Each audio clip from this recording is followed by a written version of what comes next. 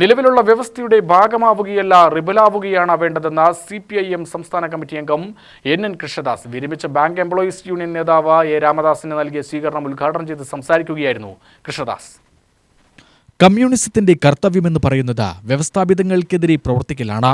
ഇത്തരത്തിൽ പ്രവർത്തിച്ചതുകൊണ്ടാണ് സോവിയറ്റ് യൂണിയനിൽ കമ്മ്യൂണിസം അധികാരം പിടിച്ചതെന്നും കൃഷ്ണദാസ് പറഞ്ഞു. നിലവിലുള്ള വ്യവസ്ഥയുടെ തട്ടിപ്പുകാരാണ് വലതുപക്ഷം, നിലവിലുള്ള വ്യവസ്ഥയെ എതിർക്കുന്നവരാണ് ഇടതുപക്ഷം.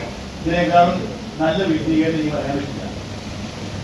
നമ്മൾ ആരും നിലവിലുള്ള വ്യവസ്ഥയുടെ തട്ടിപ്പുകാരാവരുത്.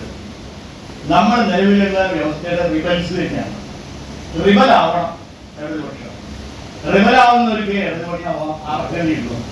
എല്ലാത്തിനും റിബലാവണം. അതാണ് ഇടതുപക്ഷം. ഇത് ഒരാശയവും ഒരു ദിവസം ഈ ഉൾക്കേറ്റ് വീഴുന്നത് പോലെ ആകാശത്ത് പൊട്ടി വീഴുന്നതല്ല ഒരാശയം. PH വനിത, KT അനിൽകുമാർ, N ധനേഷ് തുടങ്ങിയ യൂണിയൻ നേതാക്കൾ പ്രസംഗിച്ചു. UTV news, Palakkad.